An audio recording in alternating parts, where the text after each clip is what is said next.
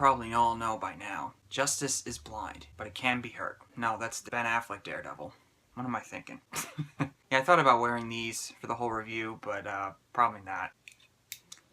Oh, there we go. What's up, everybody? I'm Joe, and I finally got around to seeing the entirety of the first season of Marvel's Daredevil Netflix series. If you're a fan of Daredevil, you've probably seen the Ben Affleck Daredevil by now. If you're a fan of the character, you more than likely were disappointed. I liked it as a kid. Looking back on it, it was not a good movie.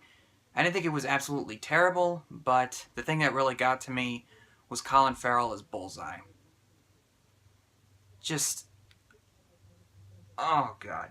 Okay, we're not talking about the 2003 Daredevil, so let's move on. When they first announced that they were making a Daredevil Netflix series, I thought, okay, that's kind of cool, I guess, but we'll see how it goes. And when they released some photos from it, such as the initial costume that Daredevil wears, I thought, that does not look good. That is just cheap. I'm not going to buy this. And then they released a picture of Vincent D'Onofrio as Wilson Fisk, and I thought, maybe it could work, but I don't know. And wow, this show is excellent. Now, I won't spoil anything for you in case you still haven't seen it by now, but I definitely recommend that you watch this show. It is incredible. One of the best on-screen superhero adaptations that I've ever seen. In case you're not very well versed in the lore of Daredevil, I'm not really familiar with the comic book lore, but it's about a man named Matt Murdock who's a lawyer by day and a vigilante by night. And since he was blinded as a kid, he goes through certain things that were able to help him hone his skills and his abilities, such as he can tell if somebody's lying or not just by listening to their heartbeat and their breathing pattern. And he might be able to tell if there's a TV remote right here on this table. This is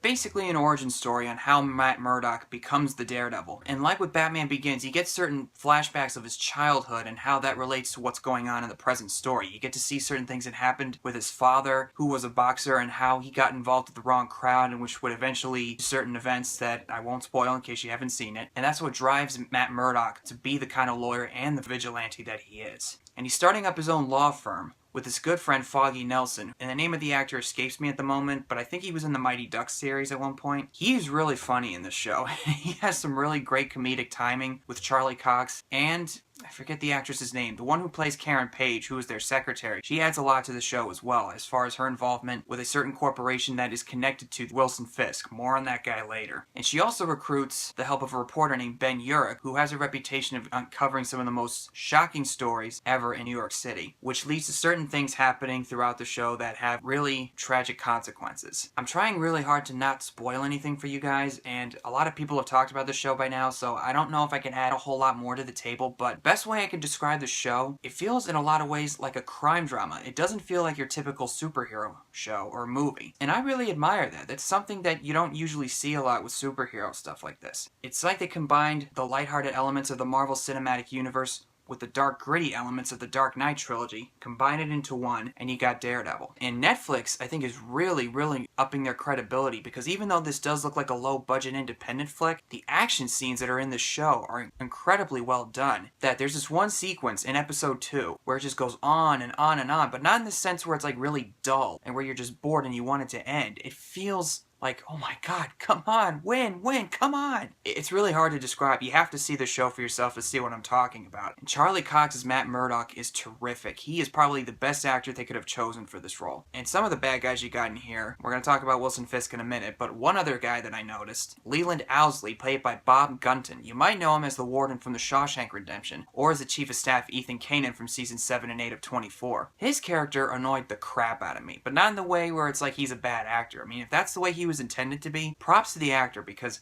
I couldn't stand that guy after a while. And the moment you've all been waiting for, Wilson Fisk, or he's also known as the Kingpin in the comics, played by Vincent D'Onofrio, who is most famous for Edgar in Men in Black. Give me sugar. Or Gomer Pyle from Full Metal Jacket. Order! This is my rifle! There are many like it, but this one is mine! Has the same haircut. It's like Gomer Pyle came back to life. Maybe that explains why he's so socially awkward and has all this anger inside of him. I'm kidding around, of course. Now, before the show, I knew about the Kingpin from the Spider-Man comics, and I know he's Daredevil's main villain, like the Joker is to Batman. But the thing that stuck out in my mind when it came to the Kingpin was the Kingpin in the 90s Spider-Man animated show. That typical, like, I'm the Kingpin, and I will control the city. You must use this technology to destroy Spider-Man. Yeah, that's the Kingpin that I knew about from...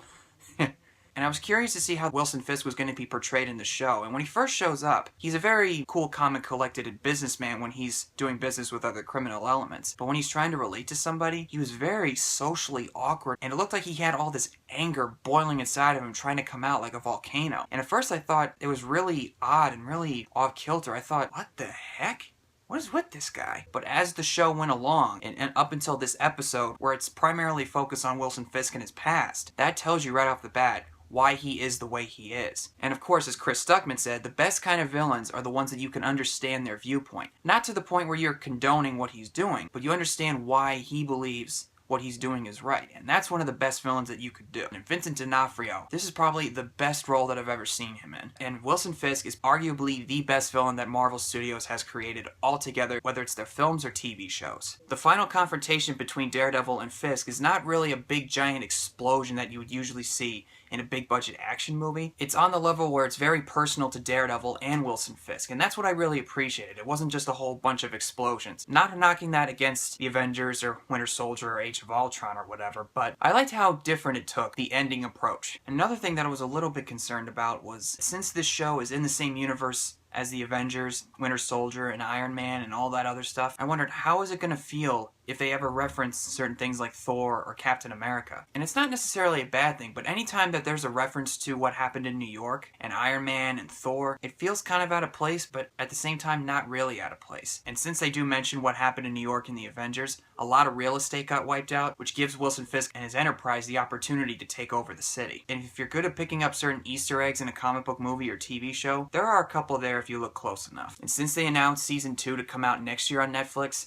I cannot wait to see more of this. And I said earlier that I didn't really like the costume at first, but after a while it grew on me. And then when you finally see the classic Daredevil outfit, it's all the more satisfying. That costume looked absolutely terrific in action. I cannot wait to see more of that in action next year when the second season comes out. I don't really have too much to say about Daredevil without spoiling anything. If you have seen it by now, you'll more than likely love the show. If you have not seen this, you, sir or ma'am, are missing out.